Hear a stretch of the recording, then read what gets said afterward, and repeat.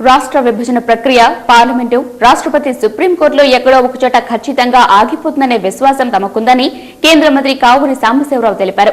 పార్లమెంట్లో బిల్లు వచ్చినప్పుడు తాము ఏం చేస్తామో ఇప్పుడే ఎలా చెబుతామంటూ మాట దాటేశారు. కృష్ణా జిల్లా బాపులపాడులో పట్టుగూళ్ల అభివృద్ధిలో పథకాలను కేంద్ర జౌళి శాఖ సహాయక మంత్రి పట్టుగూళ్ల కావూరి ప్రారంభించారు. కేంద్ర ప్రభుత్వం మంజూరు చేసిన 3.5 కోట్ల నిధులతో పట్టుగూళ్ల అభివృద్ధి కేంద్రం, పరిశోధనా కేంద్రాల నిర్మాణానికి మంత్రి శంకుస్థాపన చేశారు.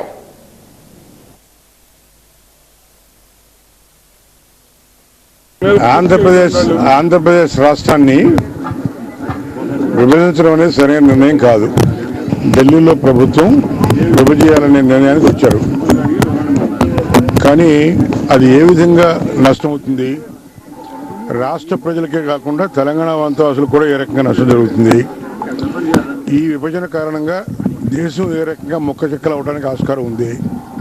దేశ ప్రజలందరూ కూడా ఏ రకంగా నష్టపోతారు? వాళ్ళు కొద్దిగా పునరాలోచనలో పడ్డారు. అట్లా అని చెప్పి వాళ్ళు ఇస్తారా ఎవరా అనేది నేను నిర్బంధంగా చెప్పలేను. కానీ నా ఇప్పటికీ కూడా నా అభిప్రాయం ఏంటంటే ఈ రాష్ట్ర విభజన మంచిది కాదు, వాళ్ళు ఆపితే మంచిది.